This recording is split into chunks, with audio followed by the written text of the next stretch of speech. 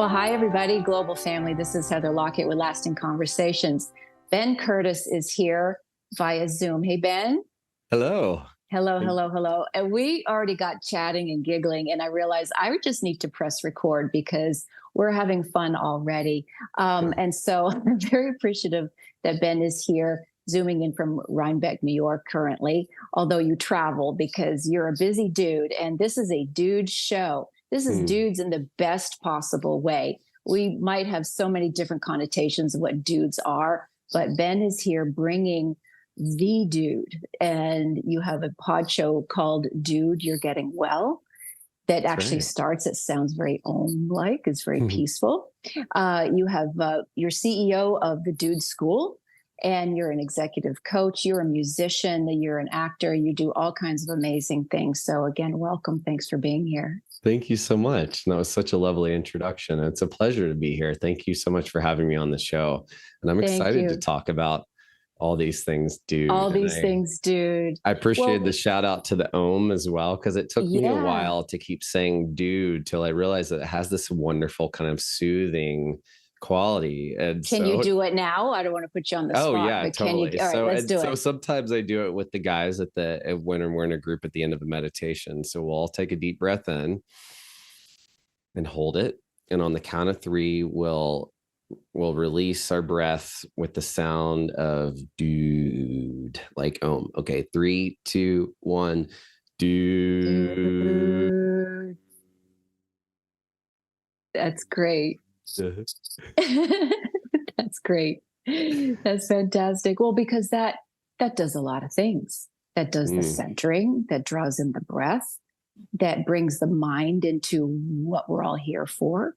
And then it taps calms into my nervous system. It calms the nervous system.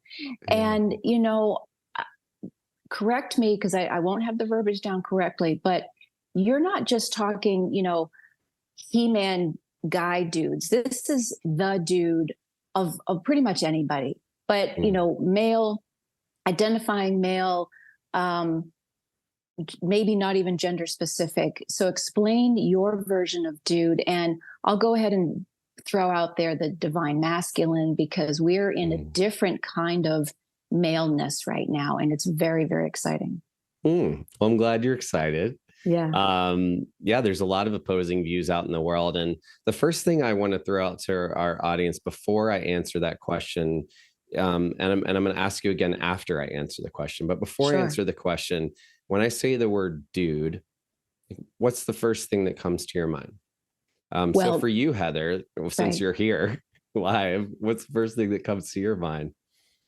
So what's interesting is that I would have had a preconceived notion of what that means. Yeah, no judgment. Right. Yeah, so and absolutely right. Mind? And so the first thing that would come to mind is that kind of He-Man thing, or the gnarly dudes, the from Fast Times at Ridgemont High dudes, maybe a little stoner slacker, stoner slacker, and also a lot of maybe John Wayne swagger dude, bruh, hey brah, that kind of dude, football dude. But I will have to, perhaps maybe this is a question back to you, that even the football guys, they can be out there kind of knocking heads. But again, if this is a different generation, are they also understanding the meditative side, and they're not the old connotation of what dude or even what man has been?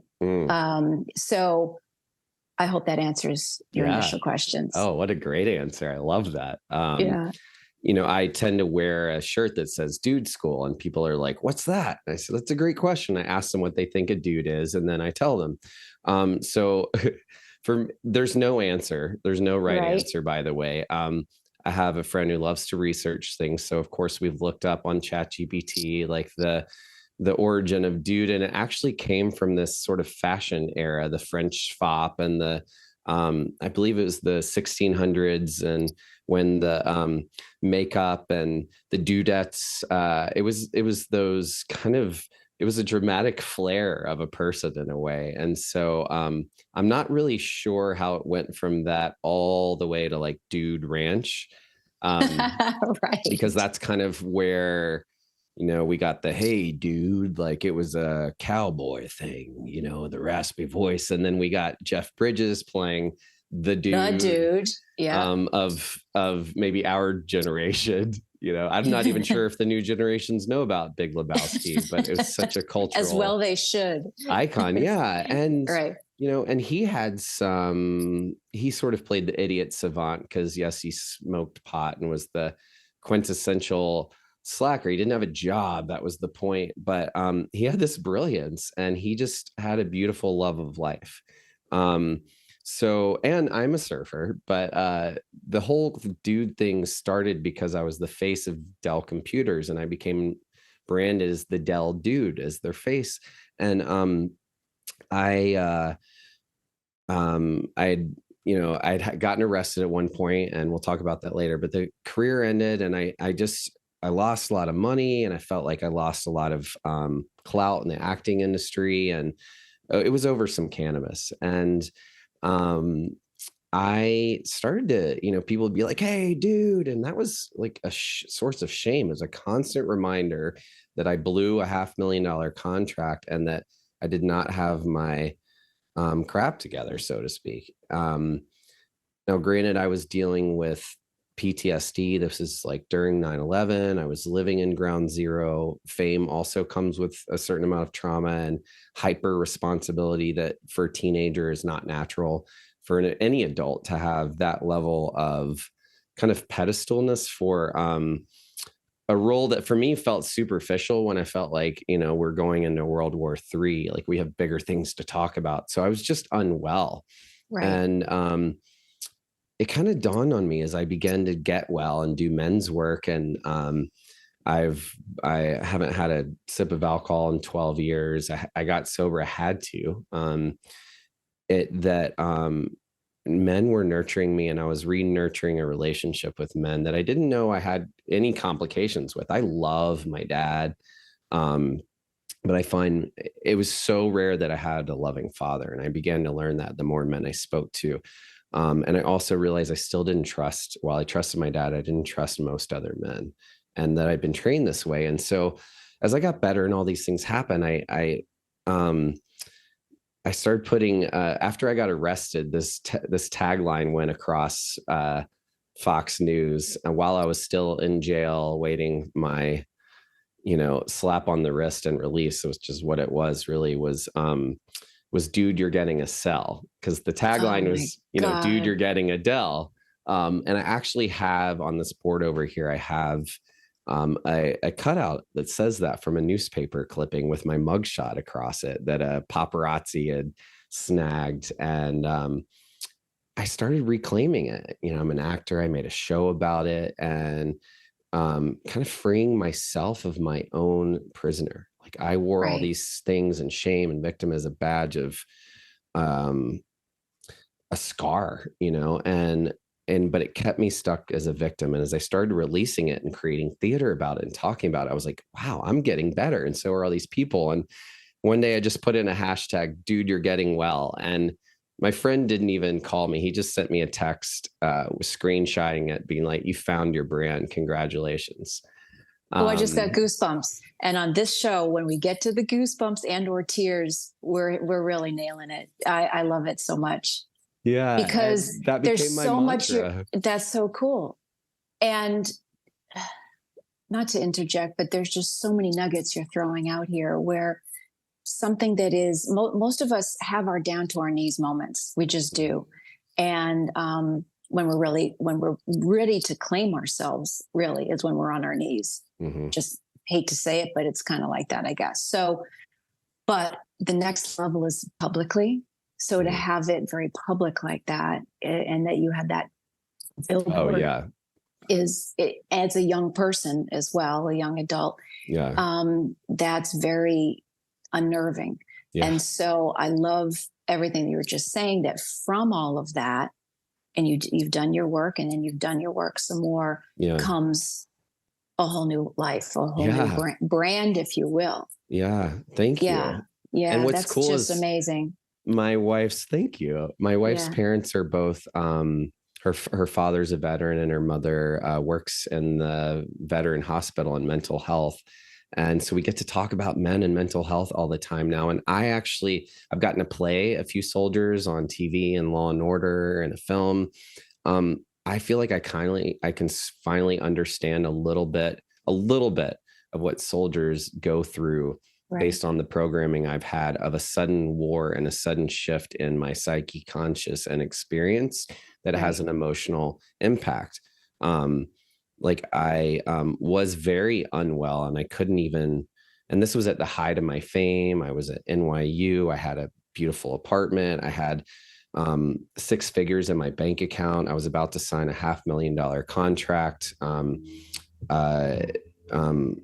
DreamWorks was calling my manager on to have me come in and audition, but I couldn't even show. I was in such self-sabotage and so unwell, and I couldn't get even my everyone was making so much money. They're like, come on. But I really was, it was a cry for help. I mean, it's like, God, thank God my father heard it and like came up to New York and helped me like go through my mail from the last 3 years and pay my bills and get a therapist.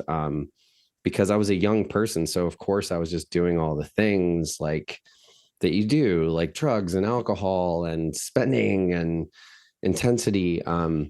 So this became a whole double decade of reparenting. I'm learning that we all need. And I think so many of us men are just tired, and women, and wherever you fall on the spectrum. So many people are tired of watching men not show up, and the one who have so much love and capability at like killing themselves over and over again. And because we don't have safe spaces, and we're like, come on, talk, please. But we've been trained to really just stuff that so deeply over so many generations that unfortunately we're going to need a minute. And I think the one thing we need the most, that we're most avoidant, like medicine, it tastes horrible usually, is the thing that's going to make you feel the best sometimes, is like another man. Like I can finally understand, not that, life is about gender, but the programming we receive is binary. So I'm just out to reclaim dude. It makes me take myself. So to answer your question, it makes me take myself less seriously. I feel like a dude is anyone who identifies as a dude. There's this incredible gay woman in our group who just like, she loves dude. That's her favorite word. She calls her mom dude. Like she identifies as dude, and she's learning so much about her masculinity and healthy masculinity.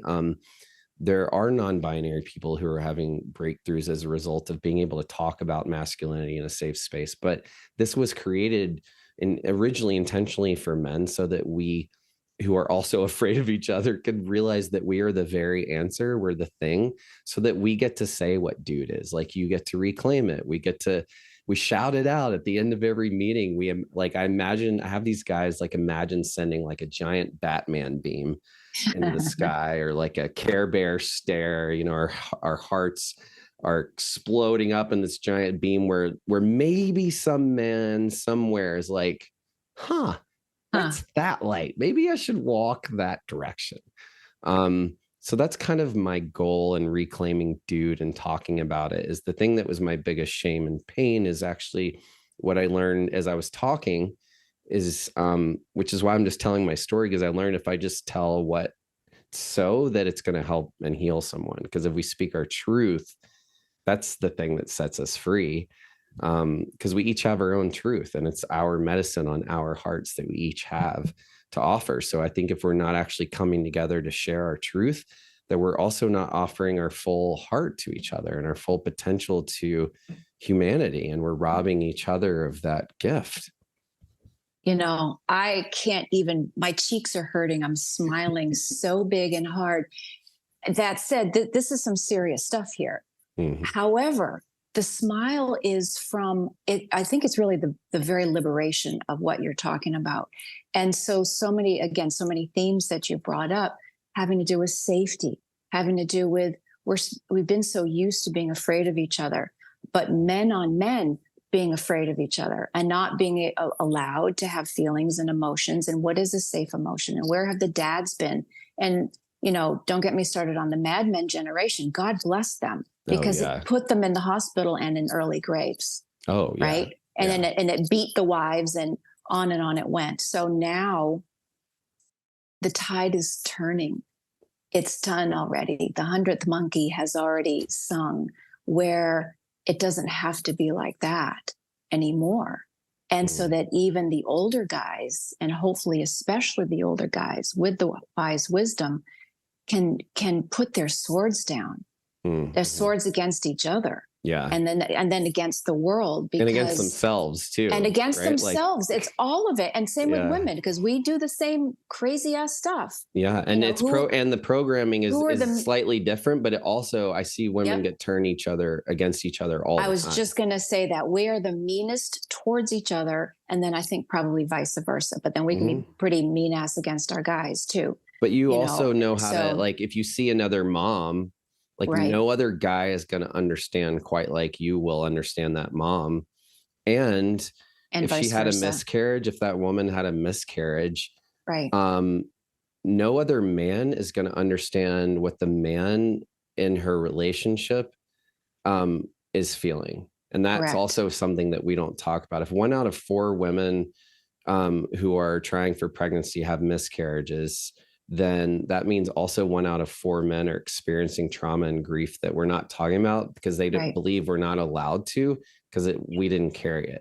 But we hold energetic attachment to things. Of course. And so I want to say that forward too, because I believe is so important. And I love talking about women's work. It's what had me be like, oh my God, wait, men need this. Holy crap. Where is this for men?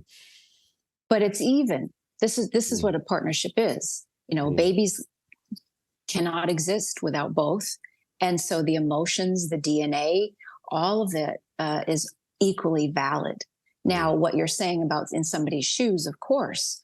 So the guys have their own shoes to walk that only another man can truly understand in many ways. Same with the women is also true. But where we can bridge that gap is allowing these voices to be acknowledged, to know that you're valid and you're valid as well. Yes. Okay, good. If we're preaching to each other, that's a good day too. Yeah. So tell me more about, we can talk about your rise up, but I think we just covered that. So the work that you're doing now with the guys, and you're about to have a live virtual workshop with different presenters. You also have the Dude School, and then with your podcast. Tell us more about the flavors of the work that you actually do. I know I've got another nugget of a question in there, but let's start there and I will remember it, or you're going to tell me before I've even asked it. Oh, that's great. Well, thank you for asking. I, about a year ago on my journey, and actually it started podcasting, I think less than 2 years ago, I was interviewed on a podcast, or I interviewed a man who was a chef named Adam Lamb, and he helped chefs stop committing suicide. Anthony. Yes. Sorry. I just, because there are and I blurt because I come from hospitality. I know that pressure cooker, and same with hospitals and doctors. And there are so many professions that we may not think, oh, what's the big deal? It's a very big deal. Yeah. First responders. Yeah. It could be the chef behind the kitchen. Yeah. It's big. So keep going. Sorry about that. Yeah. No. Thank you for saying it. Anything I think this is important to talk about, and why I bring it up too, because he kind of shed light on that. I worked in the hospitality industry too. And it wasn't until he said it that I was like, because I don't even know what chefs deal with, because I'm not a chef, but I know that chefs I have friends who are chefs, and I watch the burnout. I mean, they were some of the people that had me try drugs for the first time, to be honest. Oh, it is sex, drugs, and rock and roll, and more drugs. And the intensity. It's very intense. And the hours. And so it's like training for the military, and you're training your body over and over and over for decades to finally get to this place. And then you do. And then your responsibility, it's kind of like a level of fame that is not normal for humans, like to have. To get to that. Yeah. Yeah. To have that level of responsibility is, while it's phenomenal, it is crippling. It can be, and lead to so much burnout. And if it's not designed with a team and support, it is one individual handling that amount of stress, which is not natural, which is why, like, when you come out of it, there's, you have that dopamine withdrawals, you have all these things you're dealing with, like PTSD. Your body is still craving a lot of that. So that really spoke to me. And he had an incredible podcast called Chef Life Radio. Just thought he was an amazing man. He looks like Mr. Clean. He's tatted up. He's got a bald head. And he was like the opposite of me. I had like a pink shirt on, and I was here to talk about heart, and he was here to talk about the masculine edge. And we just started talking, and we became kindred spirits, and we're about like 20 years difference in age too. And I realized how much I needed more multi-generational, intergenerational relationships in my life. And that's also missing for men, I believe, a lot today. We're still trying to do things on our own. And this is another example of it, like video games, our phones, everything keeps us, even AI is like us interacting with something, interacting with us, interacting with it, interacting with us. So it's not, while it searches the web, it's very computer. Insular is what I wanted to say. So we're not like out using all of our senses, and it's still very intellectual. So if our hearts have a electromagnetic field 10,000 times greater than our brain, but we're only training our brains, imagine what's happening if we start to train our hearts, which we can do just by being together. Or anyway, so I met Adam. No, but it's so true, because this is, I'm team human. I mean, the AI and the tech is great, but this is part of the nugget. This is why it works to be on the show here together, is we come from the heart, and that kind of a connection. Zooming is a connection. Getting a cup of coffee is a connection. Being in a room with someone is a connection. And we know music, all these things that, as you say, enliven our actual senses, our tactile senses, beyond the screens. Yes. And my friend and fellow dude, David Fulton, says, AI is ancient intelligence. Ooh. Well, that's for another show. Yeah, the right? Quantum physics of it. Yeah. Go ahead. What if this is from the future, or from the remembering from what we already know? And, as I said to my bandmate, we were like sitting by a fire, and I'm like, what are we going to do when AI is taking all our jobs? And he's like, dude, we're going to hang out around the fire like we are right now, enjoying each other. We can finally play music. And I was like, exactly. I don't really want to spend all day designing all the back-end content. Like, I would love to have a computer like, thank you, AI. So that's great. And actually Adam is an incredible tech whiz, on like a 30-year-old, a 20-year-old. I don't know. I don't think of myself as that. I was still in high school when the internet was being created. And all to say that he and I finally met in person for the first time after like developing a friendship for 2 years. And we met in person 9 months ago. And we led a retreat, and we hadn't met in person till the first day of the retreat, when we got to hug each other. And he showed up with like Ferrari red toenail polish.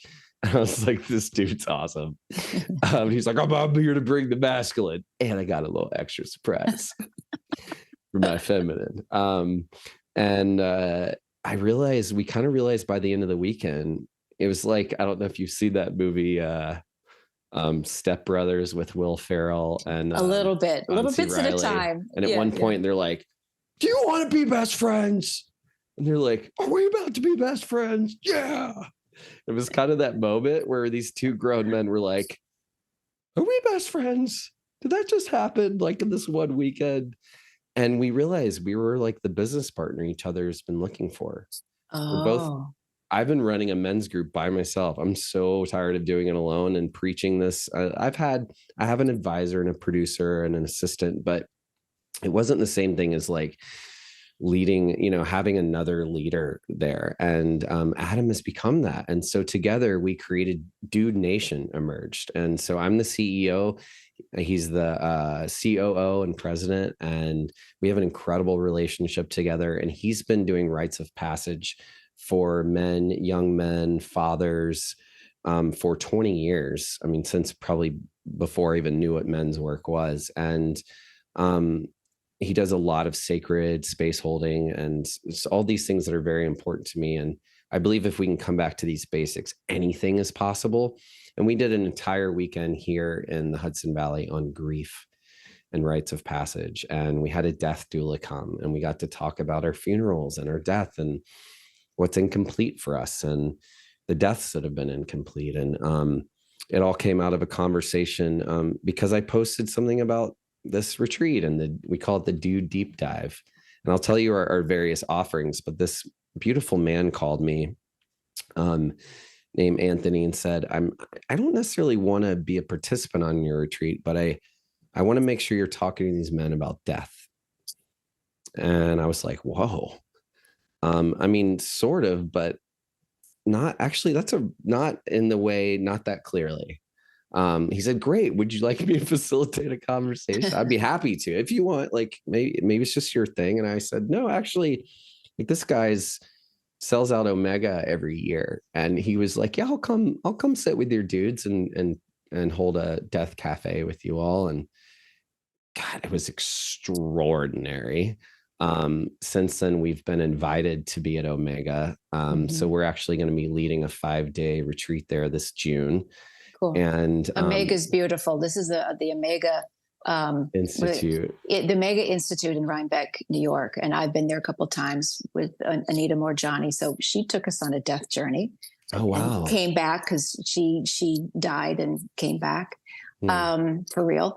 And then, so anyway, and in Panache Desai. So I've been to that campus, and it's magical there. So that's extraordinary that you're doing.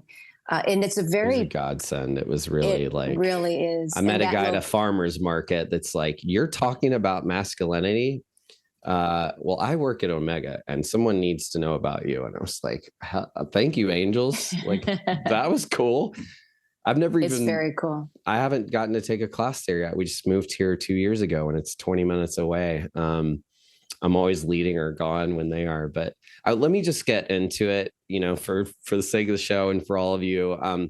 So Dude Nation is an organization. We're online, we're in person.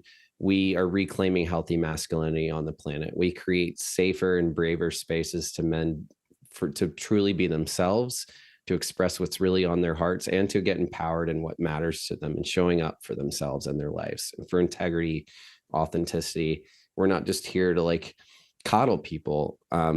We really are here to make change. And I have 10 years of training as an actor, that too, as a coach at a trauma informed facilitator. I've studied a lot of psychology. It was between therapist or coach, and I just wanted more of an action oriented life. And I saw that working better for me and for some of the men I had worked with. But I believe both are really important. So since then, I've been studying social work, and I want to get my master's in social work one day as well.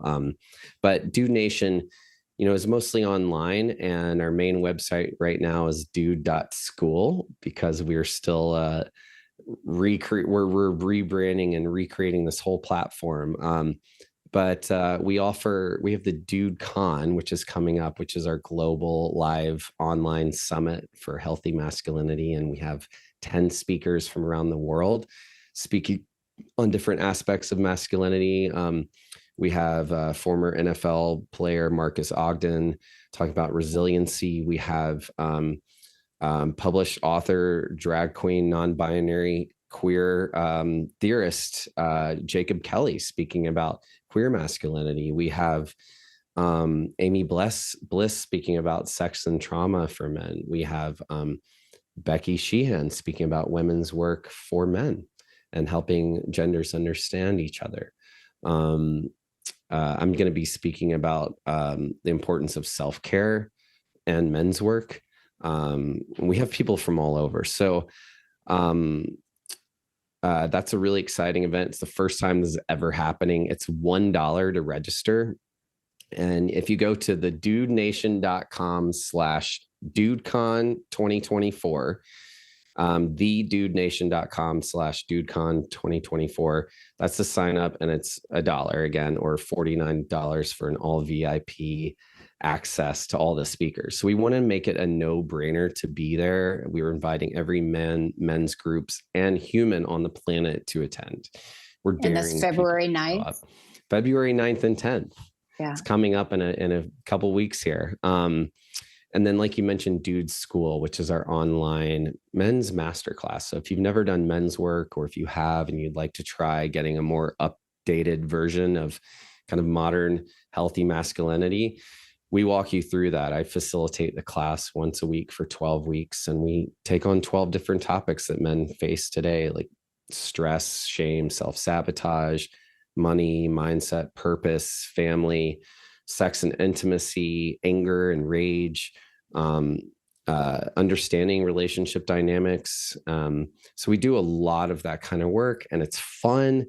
And then we have a Dude Collective, a community of all of our Dude alumni, where we just meet every week for any guy who just wants, that kind of regular support. And last but not least, we have our Dude Deep Dive, which is our in-person retreats that we do seasonally. And we held off on doing one this spring so that we could focus on doing an extra powerful one at Omega this summer. So that's kind of all the offerings. So we always have something, whether you're on the other side of the world or you want to be right here in person with us. And we also have a challenge to 10 men anywhere in the United States. I'll make it North America. If there's 10 men that want to host your own men's retreat, Adam and I will fly out there with you. And 10 men, actually, we have the whole budget in place for less than $1,000 a man. We can be there in person and facilitate a men's retreat and show you how to facilitate more of these. So that's the kind of stuff we're hoping to do to really cause other men to lead themselves and show up for themselves. I love it. And so describe to us healthy masculinity from your wheelhouse, and from the men that you are in circle with. What these days would somebody say, if we put a mic to everybody, what is healthy masculinity? And maybe that's such an open-ended question. You had somebody, brawny and tatted up with the red nail polish. That could be a visual of what healthy masculinity is. But I think from where I'm headed to is the internal. What does it feel like to be a healthy person? And we can say our masculine and feminine side, or those templates within all of us, the proverbial yin and yang between all of us. But what are you saying is a healthy male? I think that's a great question. What I believe a healthy male. Oh, there's your Tennessee. There's your Tennessee. Yeah, a healthy male is, it's kind of hard to say, actually. A healthy male is a man who knows how to take care of himself, does take care of himself, puts the oxygen mask on himself first, so that he can give from a place of care and not lack. He understands responsibility, consent, healthy boundaries. He knows and practices his healthy boundaries and practices honoring other people's boundaries. He is aware of and able to talk about his feelings. And if he can't do it in day-to-day life, he has a place where he can do it. And when he's challenged, he doesn't do it alone. I think that's one of the most important keys of a healthy male today. While there is some beauty in learning things alone and going through your process, for each of us to discover ourselves, including the downs and the ups and the struggles as part of our learning and growth, the failures. Humans are not designed to be alone. Otherwise, they wouldn't put us in solitary confinement as punishment. So if any man anywhere is trying to do really anything alone, it's actually suboptimal. And that's just the truth of human design and energy. For every action, there is a reaction. So if two people come together, there's a stronger vibration than one, like period. The sum of two parts is greater than one. So it's just clear science to me that it works if you're willing. And I think, the unhealthy male is also that part in all of us men who've been programmed to shame ourselves, to beat ourselves up, to protect ourselves. And this isn't right or wrong or good or bad. This is just healthy, unhealthy. Like, what doesn't work is self shame, sabotage. It's victimizing. It's keeping us small, stuck. It's also keeping us from being responsible and claiming our language. Like, no, actually, I do mean this. No, I actually am angry, and I need to be able to yell, and that um I'm not hurting you. Like, and I'm not raising my voice. I'm going to go let out some sound and take care of myself, and I'll be back to have a calmer conversation. Like, or I'm not available to talk because I'm going to explode. Like, just some integrity. I think that's a big part of it. And then you also asked, the first part of the question was, not about male, but about healthy masculinity. And so I just want to answer that quickly, if I may, that masculine and feminine are two very different energies, and they fit perfectly together, like yin and yang, and they're not gender specific. Like yin and yang, masculine, I believe healthy masculine, which is being in masculine form, if you look it up, is like order. It is it's integrity. It's structural. I like to call it like the bumpers on a bowling lane. When you're throwing a ball down, the ball and all that freedom and opportunity for chaos and energy and flow and creativity and spin and flourish is the feminine, and the pins and the bumpers and the flat, perfectly smooth lane are all the masculine, that is the structure that holds it in place so that it has a place to flow. And so I feel like if we are all in a healthy place and are masculine and feminine, and I know women in my life that are like, yeah, I checked in with my masculine today. He is pissed. He's burned out. He's like, you're using me way too much. Like, I'm so over rotated in my masculine.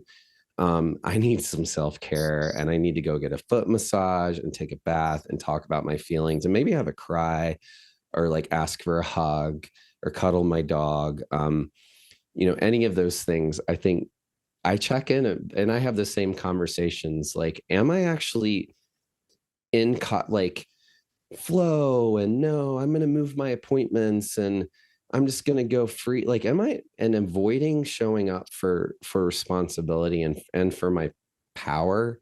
Because when I'm in integrity and I honor my word, it actually has my life work. And when I don't, it's more of my old trying to stay safe, victim, self-sabotage. It doesn't work.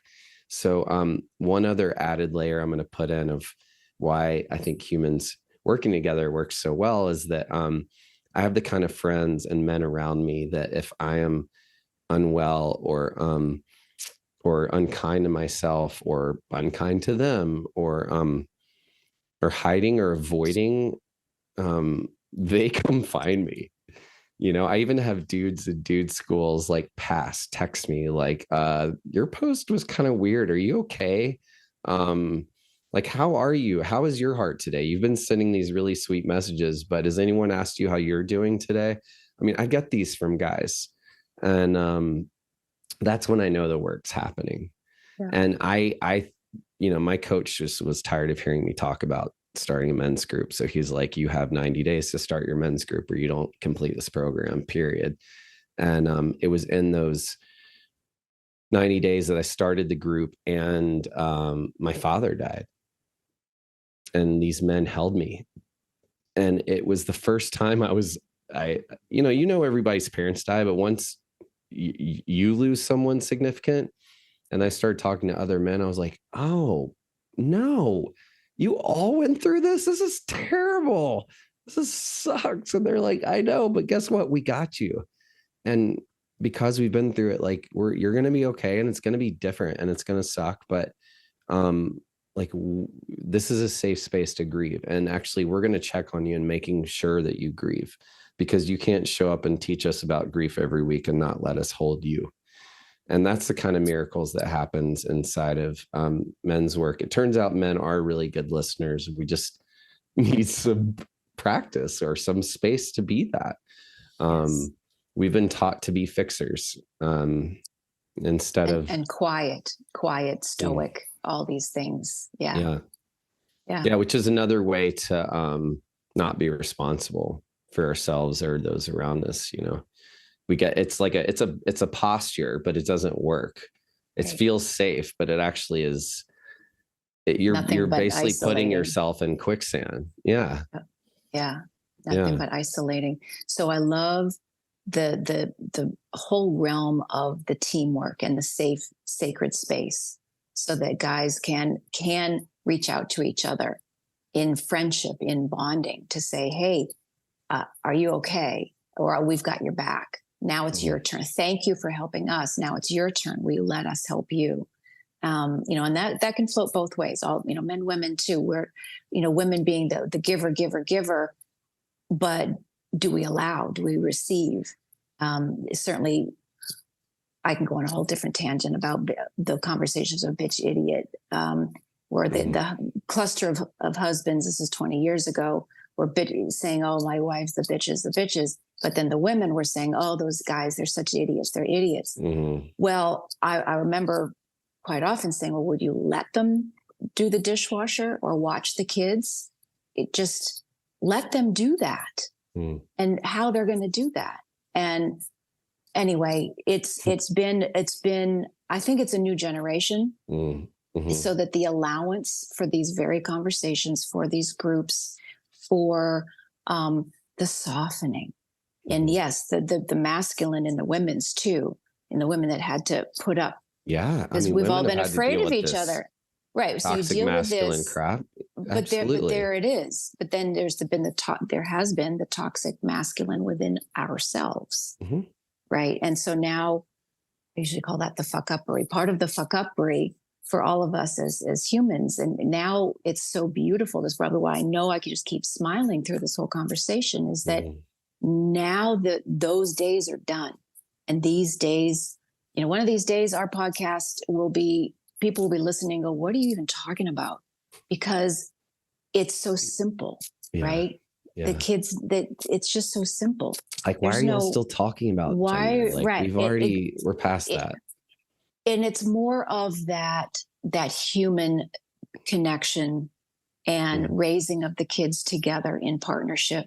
There's no more Mr. Mom babysitting the kids. No, they're co-parenting because they're the equal parent, right? These are the things that I witness all the time now. And atomic families didn't work. It was so insular, Western society, the American independent family. Well, there's that insular thing again. It's more of the same. Right. It's still alone. So like, actually they say it takes a village, because it does. We actually used to have a whole village of people when someone died in our life would come and help us mourn through that. And we have no one now, unless you're, actively in a church or really strong. And even then, like, is your whole church actually coming? Like, do those people all really care?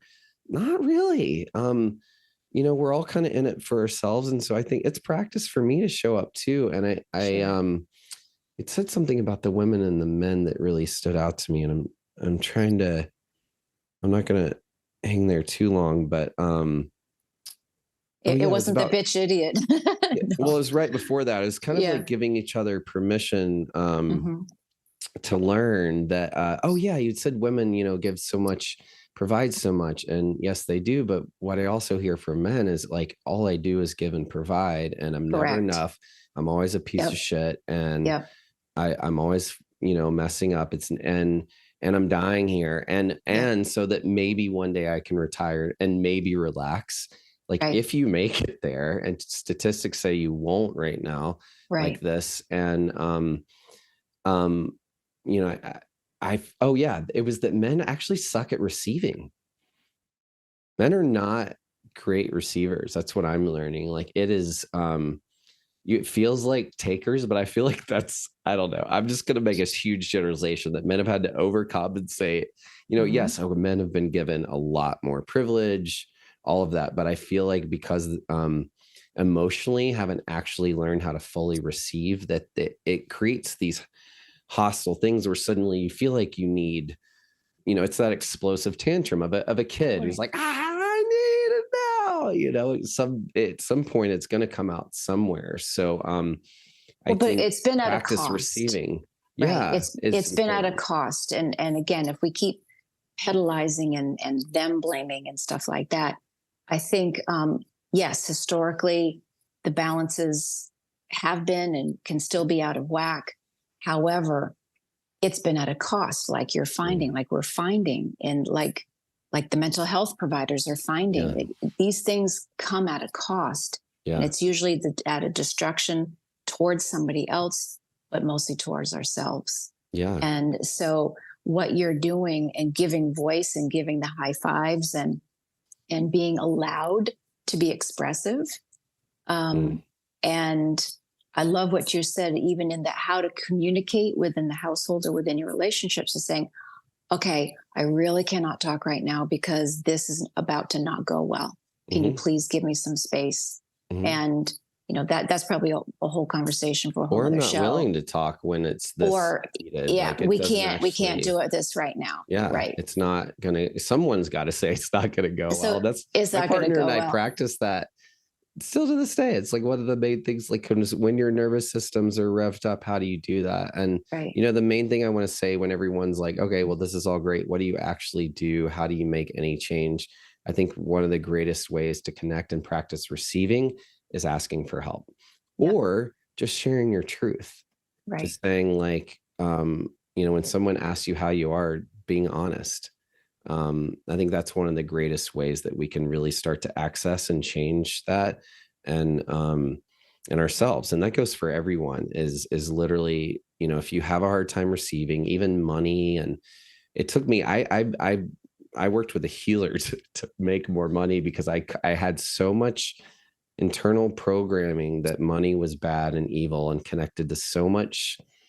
I just like my body didn't want it, like rejected it. So no wonder I couldn't make money. So I had to start training my body somatically and through meditation and through writing and through talking and through new spending habits and reprogramming and working with coaches and counselors. And finally, in Dude School, we just practice. We sit and breathe and we meditate a little bit and we create some new positive energy. And then I just ask the guys, like, what are some things you're proud of this week that we can celebrate you for?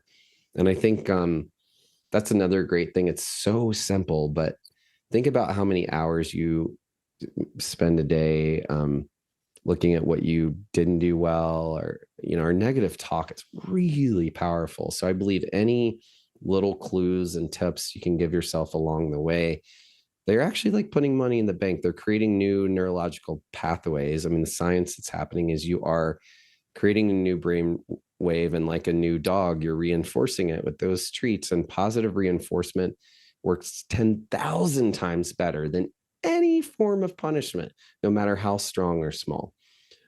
So if we can give ourselves a little bit of positivity, it's not toxic positivity. It's actually reinforcing the things we do well.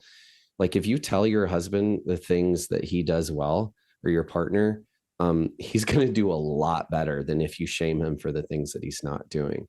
Like the times when he does do the dishes, like, oh my God, is so sexy when you're doing the dishes like that, whatever, like you look kind of hot, your butt looks good up there, do it, like anything, like, or just thank you. That goes so long. A thank you, an honest. And so I learned that if I'm expecting that, maybe I should practice, I think I do a great job of acknowledging my partner. So I ask her sometimes, like, do you feel like, it sounds like maybe you don't feel like acknowledged by me, or you don't feel like I'm actually grateful. And I want to check in. And sometimes she'll be like, yeah, I don't. And be like, okay, I'll try to, I can be responsible for whatever I said that as you think that. But let me tell you, like, I'm really grateful. Thank you. So we practice giving each other that, like, what do you need? I think that's a really important access to shifting this whole paradigm. What do you need in this moment? And kind of going back to where I was thinking of the conversation where we were both saying if somebody needs to step out for a minute, but that doesn't mean to never circle back to it. That's just taking the pause to come back.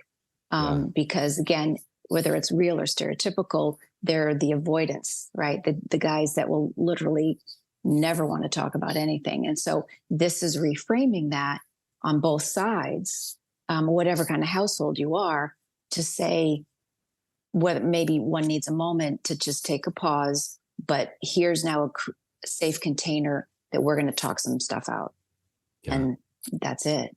Yeah. And I mean, that's a great and the thank yous and the affirmations, and you're not alone. And then sometimes things do have to be talked through with somebody else and not your partner. Yeah. Right. The third and fourth party. Okay. Yeah. It's not always appropriate to talk to your partner about everything. Yeah. In fact, sometimes my wife has learned to say, maybe this is something you should talk to your men's group about. Right. Like you should work out on your own and come back to me, Yeah. I like it. So I appreciate that. I like it. At least I have a vice place versa. I can go talk about it. Yeah. Right. Yeah. And vice versa. So I'm very intrigued because we're going to be seeing what you have on your sign in back of you. Is that, I don't know if I'm seeing it in reverse or what, but what is, Dude Nation. Yeah. There it is. That's your logo. That's our logo. That's awesome. It's Reclaiming beautiful. Healthy masculinity. So we wanted to find some direction, some balance, compass, the structure and the flow.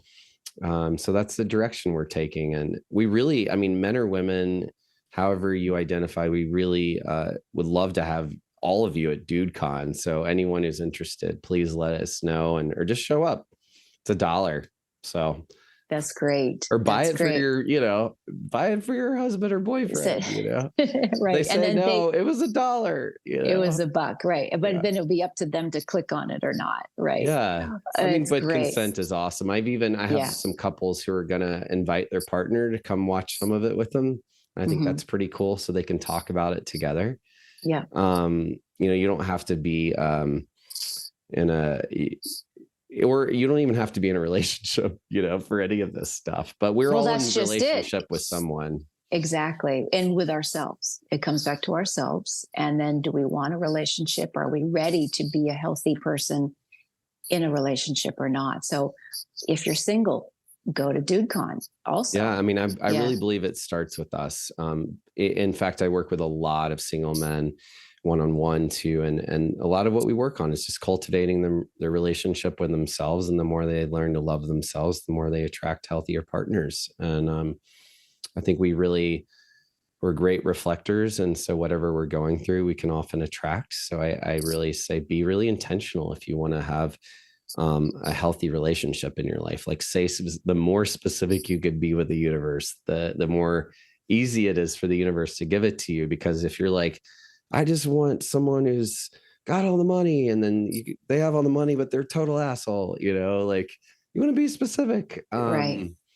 And, learn about your love languages and learning about self-care and these different aspects of masculinity. I just think these are great guideposts, and it really anchors us in today and is going to be incredible conversation too. Because these are 10 different perspectives from kind of world-renowned speakers who are each bringing a totally different vision and decades of knowledge and wisdom along with them. So I'm really excited and just proud of myself, really, because I said I was going to do this, and we did it because I didn't do it alone. I love it because we didn't do it alone. That's just amazing. So Ben Curtis, I'm sure there's one more nugget we can add to your repertoire, that you're a musician, you go on tour. You want to talk about that for a little bit? Oh, yeah, there's leave us with something else before we round out.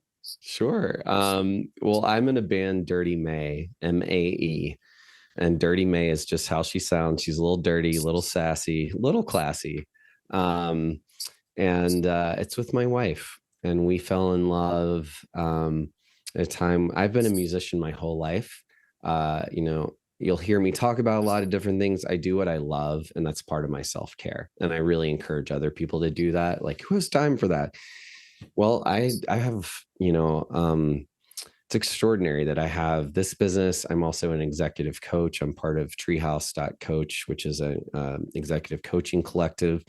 I also am one of the band leaders with my wife, Cassie Fireman and Dirty May, and I have a really budding full acting career as well. And how do I do it? Like, I've got great healthy masculinity all over my calendar, like such good structure and boundaries and times. And it's how I'm able to find podcast time. And we have a music day, like 3 to 4 hours where I just spend with my wife practicing old songs, writing new songs, doing business for our band. And we have a day, where we just talk about for an hour our relationship. We have a different day, my personal productivity day on Monday, where I do a lot of meetings, and she and I have a relationship meeting, like a business meeting. What bills do we need to pay? What are we missing? Who owes who buddies? Like, what do we need to tackle this week? Where are we traveling? So we really have intentional check-ins throughout the week, and I've everything kind of has a meeting in a space so that it can kind of move. And then I have my weekends to myself. So I don't work on the weekends. I take one client. She's my she's a yoga and meditation training client I've worked with since before the pandemic for 4 years. And so we have a really special relationship, and I spend Saturday morning with her.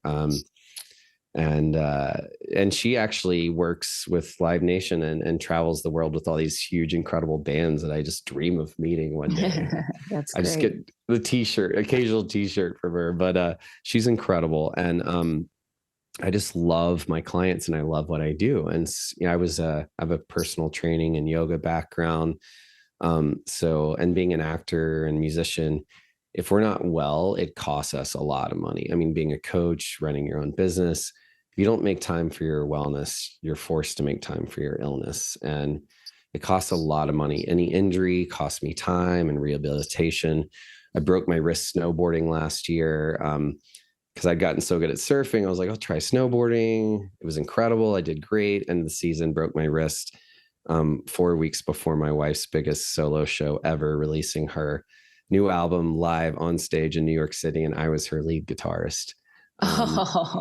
And it actually it put a fire under my ass. I got a lot of incredible therapy, and I had to play kind of like this, but I got better than I've ever been on guitar because of that.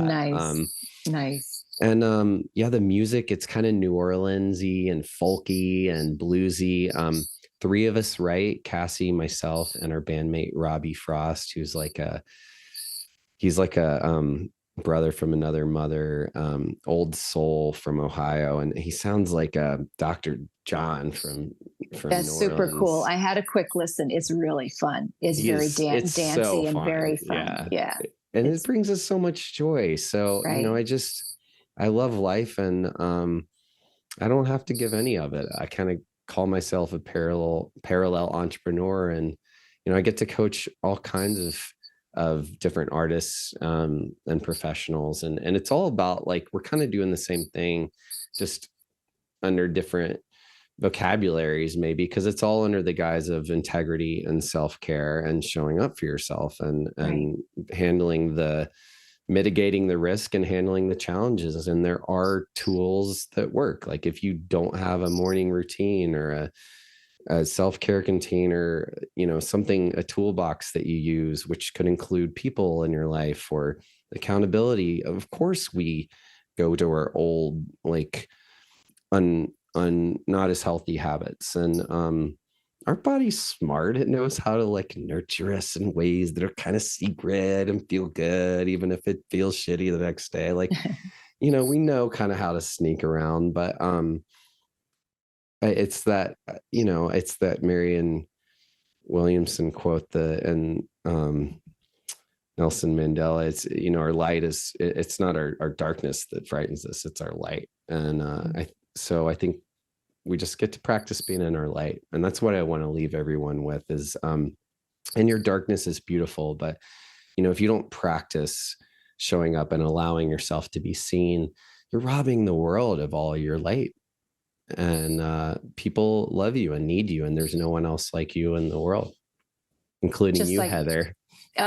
Thank you very much. I received that. And of course, Mr. Rogers was a genius because since I was a kid, that's what he was saying to us. There's no one like you, and you get to be you. And I love that. And I love your personal playbook. I was calling it a personal playbook when you're talking about your time with your partner, your wife.